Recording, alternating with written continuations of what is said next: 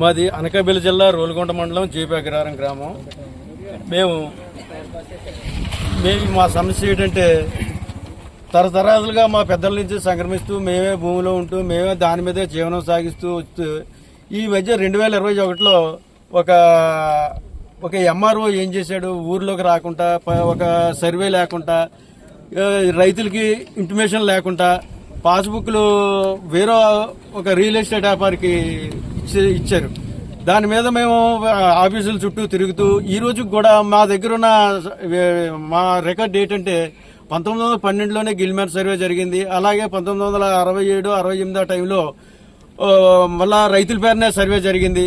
కానీ ఆ సర్వే అది 1912లో సర్వే లేదు, 1969లో సర్వే లేదు, రైతులు ఎవరో కనిపించలేదు. 1976లో ఏనాందారులని ఆఫీసుల చుట్టూ తిరిగితే ఆఫీసులో మాత్రం ఏనాం గ్రామయ్య మీది ఏనాం గ్రామయ్య అంటున్నారు. గిల్మెట్ సర్వే లేదు. తర్వాత 69, 70లో 69, 67, 68లో జరిగిన సర్వేలు లేవు.